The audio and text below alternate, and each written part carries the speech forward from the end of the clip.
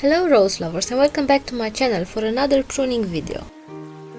The rose pruning season continues here in the UK, and with the roses being dormant, this is the ideal time to do it. For today I have chosen another shrub rose, one of my favorites, because it has a wonderful fragrance. And this is Penelope Lively by David Austin. I planted this rose 2 years ago, but last summer I had to move it into a different location. Here you can see that episode and you can see what beautiful blooms it has. So this is a medium shrub reaching about 3.5 feet tall. It has a raspberry pink color with a classic old rose fruity fragrance. The flowers are double cupped shape and is great for cutting and bringing inside. I wanted to have this rose in my garden because it has the label best for flowering, best for health and best for fragrance. It has all the characteristics that you want on a rose, and for sure it delivers on all 3 categories. I did notice that in the first year it was a bit floppy and it needed some support, especially when carried the weight of the flower, but it wasn't so bad in the second year. I would definitely consider this one a winner and it's worth having it into the garden. Here is what we are working with.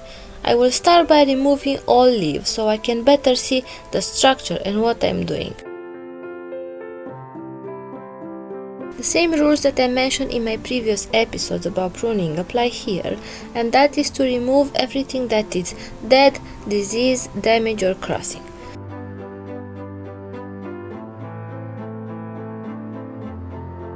I will try to free up the center of the plant and to shorten the canes to an out-facing bud eye. The first thing that I want to eliminate is this part of the cane that looks a bit damaged with a dry tip and a broken stem.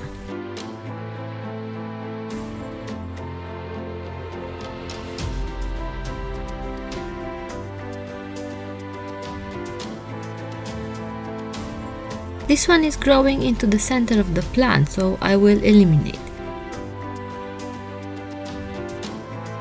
You can see how it clears up the rose. Also it has some bugs, so I'm very happy that I found it.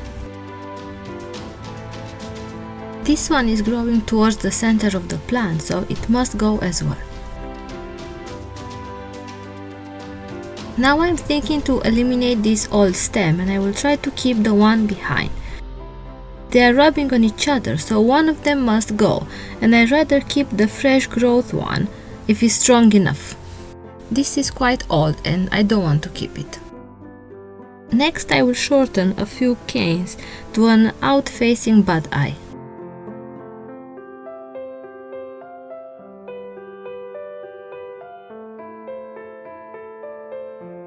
This spindly growth is too thin and I don't want to keep it because it won't be able to hold a bloom. And this one as well.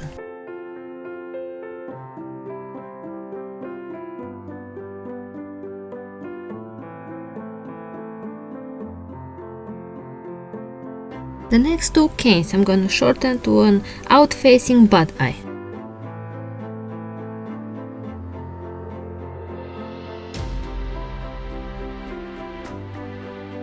On to the next one, I can feel an open wound.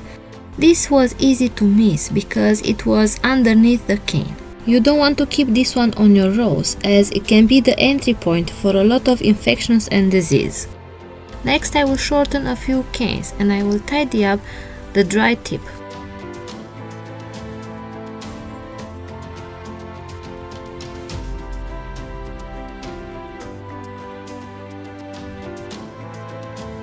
Final step, I will clean up all leaves, all the cut stems and weeds from the base of the rose. I will make sure I will add some compost as it does help the plant with nutrients. This is the final result and that will be all for today.